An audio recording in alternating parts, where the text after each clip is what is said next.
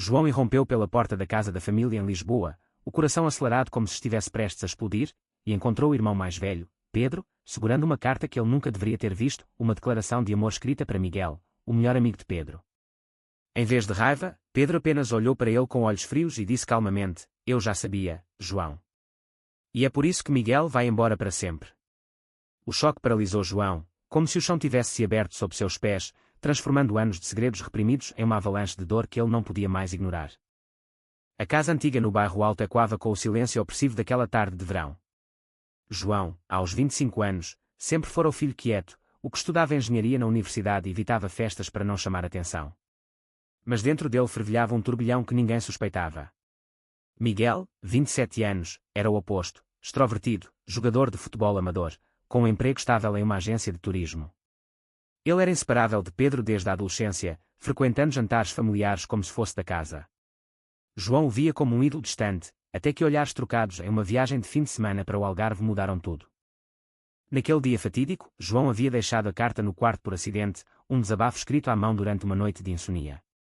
"Miguel, cada vez que você ri com Pedro, eu sinto uma pontada no peito. Eu sei que é errado, mas não consigo parar de pensar em você." Ele nunca pretendia entregá-la, era só uma forma de aliviar a pressão interna. Mas Pedro, ao arrumar o quarto para uma visita surpresa, encontrou-a. Em vez de confrontar João imediatamente, ele ligou para Miguel e o convenceu a aceitar uma oferta de emprego em Porto, longe de Lisboa, alegando que era melhor para todos. João sentou-se na cozinha, as mãos tremendo enquanto Pedro explicava sua decisão. "Você acha que eu sou cego? Eu vi como você olha para ele. Mas isso não pode acontecer, João. Nossa família é católica, conservadora. Mamãe e papai nunca aceitariam. E Miguel? Ele é hétero, cara. Você está se iludindo." As palavras de Pedro cortavam como facas, mas o pior era a calmaria dele, como se estivesse resolvendo um problema prático, não destruindo o mundo do irmão. Miguel chegou horas depois, chamado por Pedro. Ele entrou pela porta com sua mochila de sempre, o sorriso habitual falhando ao ver a tensão no ar. "O que está acontecendo aqui?" perguntou, confuso. Pedro não hesitou, entregou a carta a Miguel na frente de João, expondo tudo. João sentiu o rosto queimar de vergonha, os olhos marejados. Miguel leu em silêncio, o rosto pálido, e então olhou para João com uma mistura de surpresa e algo que João não conseguia decifrar: pena. Raiva. "João. Eu não sabia. Mas Pedro tem razão. Eu vou para Porto. É melhor assim." Aquela noite, João não dormiu. Ele andava pelo quarto, revivendo cada momento com Miguel, as conversas casuais sobre futebol, os toques acidentais durante churrascos familiares, os olhares que ele interpretava como mútuos. Mas agora, tudo parecia uma ilusão. A pressão familiar era sufocante. Sua mãe, Maria, uma devota católica que frequentava a missa todos os domingos, sempre falava sobre netos e casamentos tradicionais.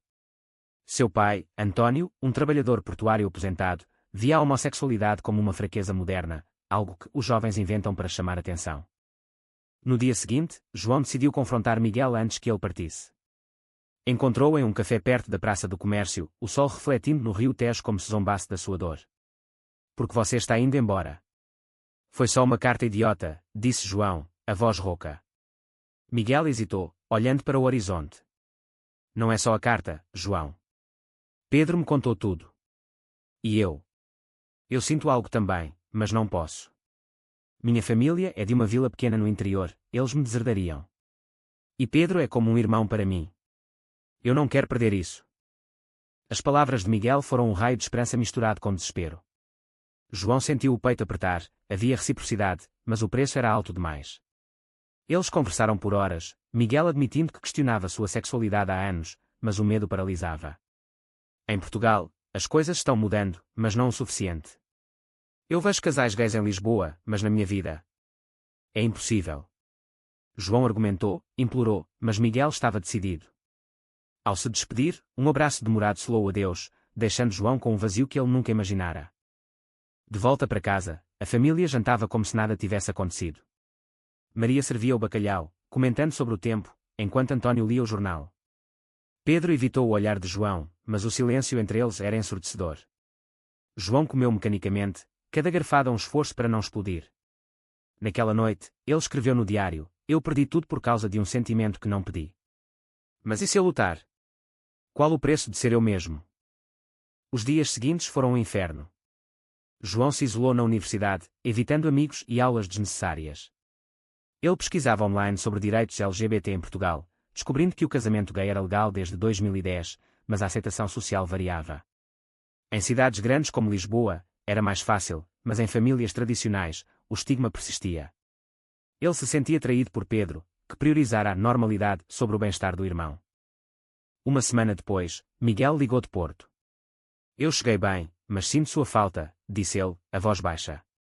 João sentiu um surto de raiva. Então por que você foi?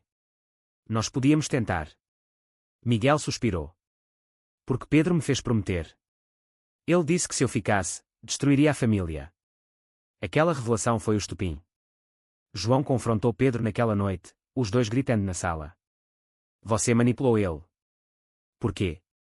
Pedro rebateu, para proteger você. Você acha que mamãe aguentaria saber? Ela tem problemas de coração. A discussão escalou, com Pedro admitindo seu próprio medo. Eu não quero um irmão gay.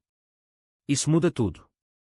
João saiu de casa batendo a porta, vagando pelas ruas de Lisboa até o amanhecer. Ele se sentou no mirador da Senhora do Monte, vendo a cidade acordar. Ali, ele decidiu, não podia mais viver na mentira. Mas o caminho à frente era incerto, cheio de perdas potenciais. João acordou no sofá de um amigo da universidade, com a cabeça latejante de uma noite mal dormida. Ele havia passado as últimas horas refletindo sobre as palavras de Pedro, sentindo uma mistura de raiva e tristeza profunda. Decidiu voltar para casa, mas com um plano: confrontar a família inteira. No caminho, parou em uma livraria e comprou um livro sobre identidade sexual, algo para se armar com argumentos. Ao entrar na casa, encontrou Maria sozinha na cozinha, preparando o almoço.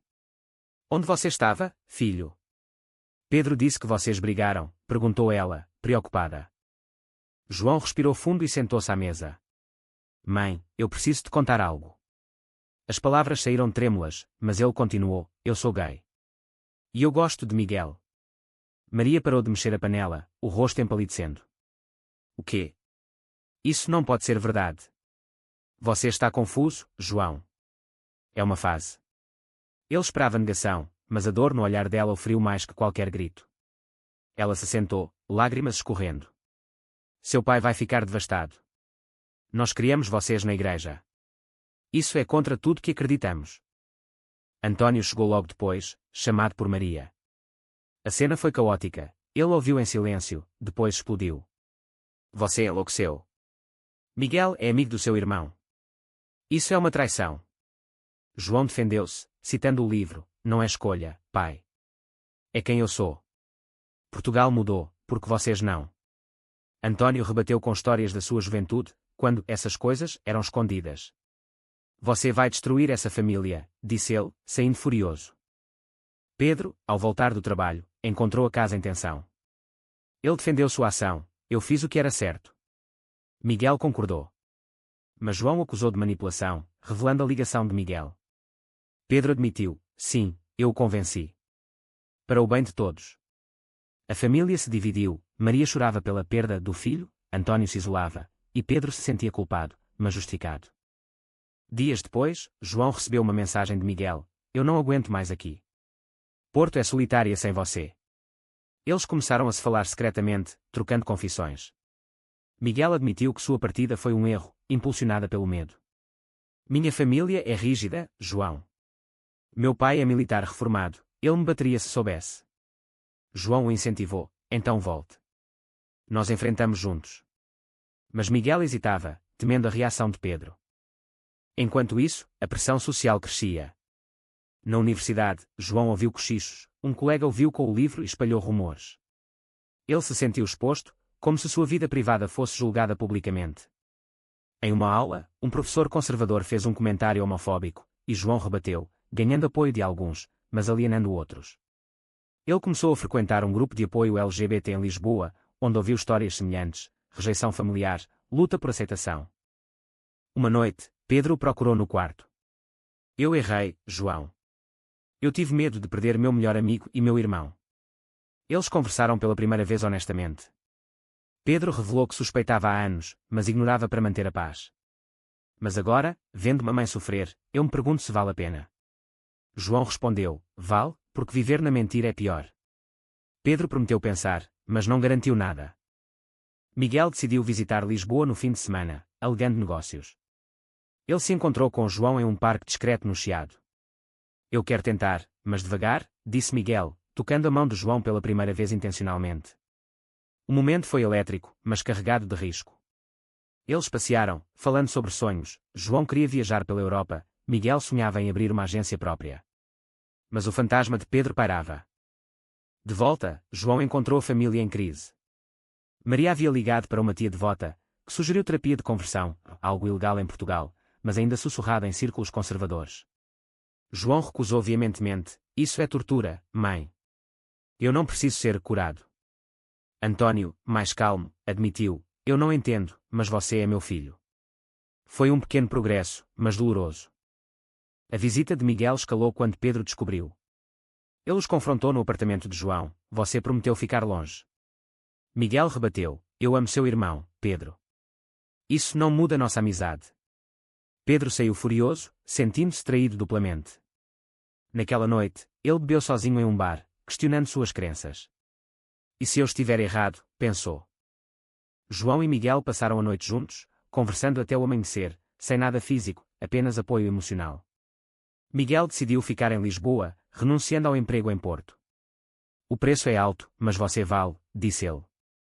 Mas o custo começou a aparecer, sua família ligou, suspeitando algo, e ele mentiu, adiando o inevitável. A tensão familiar culminou em um jantar forçado. Maria cozinhou o favorito de todos, tentando unir. Mas argumentos explodiram. António questionou Miguel diretamente, que defendeu sua orientação. Pedro, dividido, ficou em silêncio. João sentiu o peso, sua felicidade custava a dor alheia. Ele se perguntou se valia sacrificar tudo. Semanas passaram, com João equilibrando estudos e o relacionamento nascente.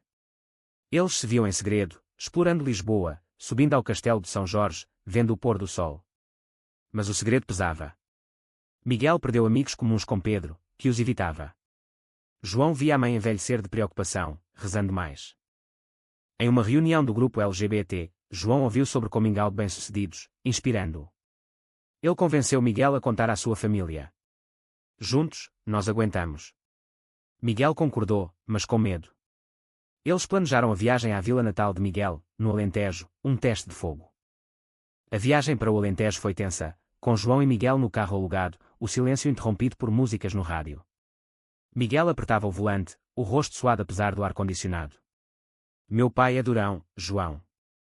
Ele cresceu na ditadura, acha que homens de verdade não sentem essas fraquezas." João tocou seu ombro: "Nós estamos nisso juntos. Se der errado, voltamos para Lisboa." Mas internamente, João duvidava, o preço de sua ousadia poderia ser a perda de Miguel para sempre. Chegando à vila pequena, com casas brancas e oliveiras ao redor, eles foram recebidos pela mãe de Miguel, Ana, uma mulher calorosa que os abraçou. O pai, José, observava da porta, cético. "O que traz vocês aqui tão de repente?" perguntou. Durante o almoço de migas alentejanas, a conversa foi superficial, mas José notou os olhares trocados. "Miguel, você parece diferente. Aquele emprego em Porto não deu certo." Miguel engoliu em seco: "Pai, eu voltei porque eu sou gay. E João é meu namorado." O silêncio caiu como uma bomba. José levantou-se, o rosto vermelho: "O quê? Isso é uma piada." Ana chorou, cobrindo a boca. José explodiu: "Na minha casa, não. Você foi criado para ser homem, casar, ter filhos." Miguel defendeu-se: "Isso não muda quem eu sou." José o mandou sair, dizendo que ele não era mais bem-vindo. Ana implorou, mas José foi irredutível. Eles partiram naquela noite, Miguel em lágrimas, João consolando enquanto dirigia de volta. Em Lisboa, a notícia se espalhou. Pedro soube por um primo e confrontou Miguel: "Você arrastou meu irmão para isso. Agora a família dele está destruída." Miguel rebateu: "E a sua? Você me forçou a ir embora." A amizade deles rachou irreparavelmente. Pedro se isolou, bebendo mais, questionando sua rigidez. João apoiava Miguel, mas o stress afetava seus estudos. Ele reprovou uma prova, sentindo o peso das escolhas. Maria o visitou, tentando reconciliar: "Eu rezo por você, filho." Mas veja o que isso causou. João respondeu: "O que causou foi o preconceito, mãe. Ela admitiu ler sobre o tema, Um Pequeno Passo. Miguel, desempregado agora, procurava trabalho em Lisboa, mas o estigma o seguia. Amigos o evitavam, e ele se sentia sozinho. Eu paguei caro por isso, disse a João uma noite, no apartamento dele. João o abraçou, mas ganhámos liberdade. Eles decidiram morar juntos, um compromisso maior. A sociedade portuguesa, apesar de progressista, ainda tinha bolsões conservadores.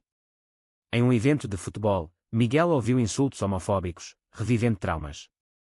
João o incentivou a se envolver em ativismo, juntando-se a uma marcha do orgulho em Lisboa. Lá, eles viram milhares apoiando, renovando esperanças. Mas o clímax veio quando Pedro, após semanas de reflexão, os procurou. Eu errei. Vi um documentário sobre famílias LGBT e eu quero consertar.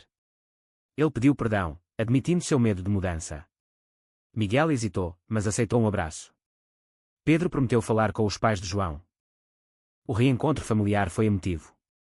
António, influenciado por Pedro, disse: Eu não aprovo, mas você é família. Maria abraçou Miguel: Se você faz meu filho feliz. Foi um progresso frágil, mas real. João sentiu alívio, mas sabia que cicatrizes permaneciam. Miguel reconectou com sua mãe por telefone, Ana o visitou secretamente, chorando pela divisão. José permaneceu distante, um preço doloroso. Miguel questionava: Valeu a pena? João afirmava: Sim, porque agora somos autênticos. A relação deles aprofundou, com discussões sobre futuro, adoção, casamento. Mas desafios surgiam, discriminação no trabalho para Miguel, que perdeu uma oportunidade por razões pessoais. João o apoiou, trabalhando extra. Em uma viagem a Sintra, eles refletiram. Nós enfrentamos o inferno, mas saímos mais fortes, disse Miguel. João concordou, mas internamente lutava com culpa por Pedro, que perdeu amigos conservadores.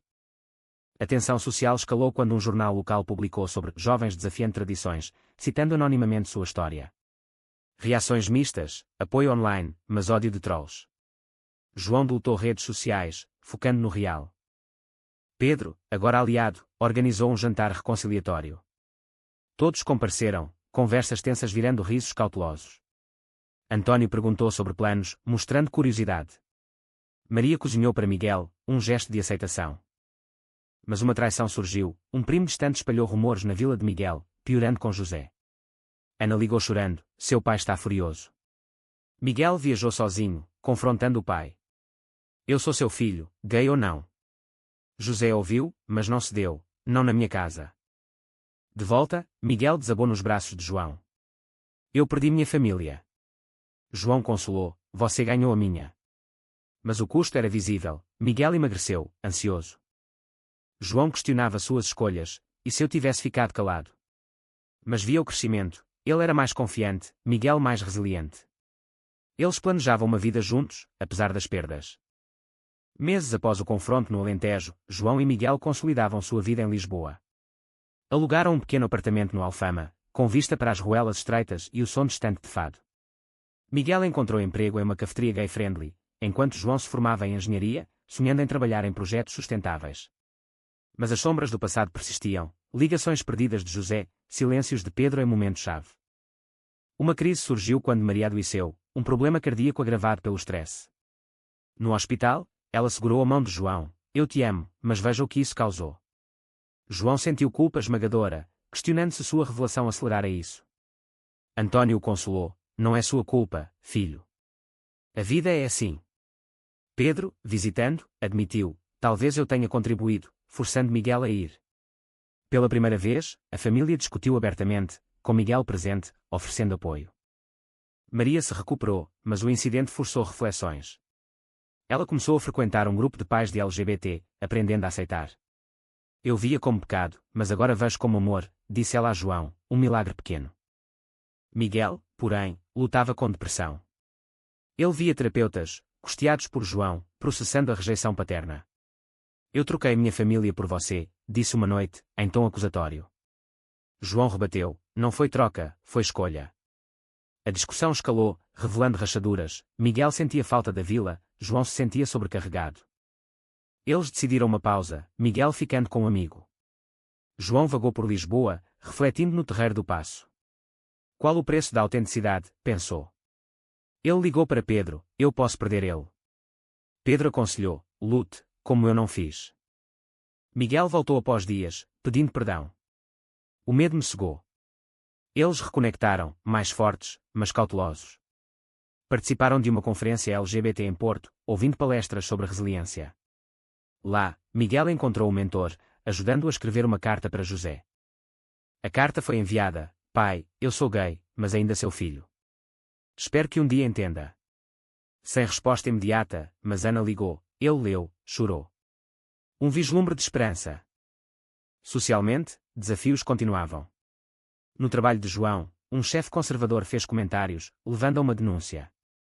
Ele ganhou, mas o stress o esgotou. Miguel o apoiou: nós somos pioneiros aqui. Pedro, evoluindo, reconectou com Miguel. Eles jogaram futebol, reconstruindo amizade. Desculpe por tudo, disse Pedro. Miguel aceitou: você salvou sua família, mas quase destruiu a minha. Um ponto de virada veio no aniversário de João. A família se reuniu, incluindo Miguel. António propôs um brinde à família, como ela é. Maria deu um presente, um álbum de fotos, incluindo uma de João e Miguel. Lágrimas fluíram, cicatrizes curando. Mas uma traição final abalou. Um amigo de Pedro vazou detalhes para a imprensa local, transformando sua história em sensacionalismo. Irmãos divididos por amor gay, lia a manchete. Reações: apoio de progressistas, ódio de conservadores. João e Miguel receberam ameaças online, forçando-os a se proteger. Eles debateram fugir para o exterior, mas decidiram ficar. Portugal é nosso lar. Envolveram-se mais no ativismo, falando em eventos. Miguel reconectou com Ana, que visitou, trazendo notícias. José amolcia, lendo sobre o tema. O clímax emocional veio em uma visita surpresa de José. Ele apareceu no apartamento, rosto envelhecido. Eu errei, disse, abraçando Miguel. O medo me cegou. Reconciliação parcial, mas real. José não aprovava totalmente, mas aceitava. João viu o custo, anos de dor para um momento assim. Ele e Miguel casaram em uma cerimônia simples, com família presente. Pedro foi padrinho, simbolizando cura. Mas questões permaneciam: discriminação diária, medos internos. João escreveu um blog anónimo, compartilhando lições. O amor vence, mas o preço é alto. Eles viajaram para o Algarve, revivendo o início. Nós pagamos caro, mas ganhamos tudo, disse Miguel. João concordou, mas ponderava as perdas. Com o casamento, João e Miguel entraram em uma fase de estabilidade relativa, mas os ecos dos conflitos passados ainda ressoavam. Eles adotaram um cão, simbolizando compromisso, e planejavam filhos via adoção, navegando burocracias portuguesas. Mas a sociedade testava. Em uma viagem ao norte, ouviram murmúrios em um restaurante, recordando preconceitos arraigados. Pedro, agora casado com uma namorada progressista, tornou-se aliado ferranho. Ele organizou eventos familiares inclusivos, ajudando Maria e António a evoluírem. Maria voluntariava em ONGs LGBT, transformando dor em propósito. António, reticente, participava de churrascos com o casal, aprendendo devagar. Miguel reconstruiu laços com José, que visitava ocasionalmente. Eu não entendo tudo, mas te amo, disse José, um progresso monumental. Ana mediava, orgulhosa do filho. Profissionalmente, João ascendeu na carreira, trabalhando em energias renováveis. Miguel abriu uma pequena agência de turismo focada em viajantes LGBT, prosperando apesar de boicotes iniciais. Mas uma crise final surgiu, um escândalo envolvendo um político conservador que usou sua história como exemplo de decadência moral. Debates nacionais explodiram, com João e Miguel convidados a falar na TV. Eles aceitaram, expondo vulnerabilidades. Nós pagamos o preço da rejeição, mas ganhamos liberdade, disse João. Miguel acrescentou: o amor não é escolha, mas lutar por ele é. Reações foram polarizadas: apoio massivo de jovens, ódio de tradicionalistas. Eles receberam proteção, mas o stress cobrou. Miguel teve crises de ansiedade, João insomnia. Em terapia conjunta, processaram: nós traímos expectativas, mas fomos fiéis a nós mesmos. Eles refletiram sobre decisões, a carta inicial, a partida de Miguel, os confrontos. Anos depois, com uma filha adotada, eles olhavam para trás. A menina, Sofia, crescia em um lar amoroso, alheia aos custos pagos. João ensinava: seja você mesma, custe o que custar. Pedro teve um filho, e as famílias se uniram, cicatrizes virando histórias. Mas João ponderava: as perdas, amizades, serenidade, valeram. Em uma noite estrelada no Tejo, Miguel perguntou: Você se arrepende? João respondeu: Não, porque te tenho. Mas internamente, questionava o equilíbrio entre felicidade pessoal e dor coletiva. A história deles inspirou outros, mas deixou lições amargas. Sociedade progride, mas indivíduos pagam o preço. Será que o amor verdadeiro justifica qualquer sacrifício, mesmo que destrua laços familiares? Aproximadamente 850 palavras, total aproximado 4.810 palavras, ajustado para encaixe.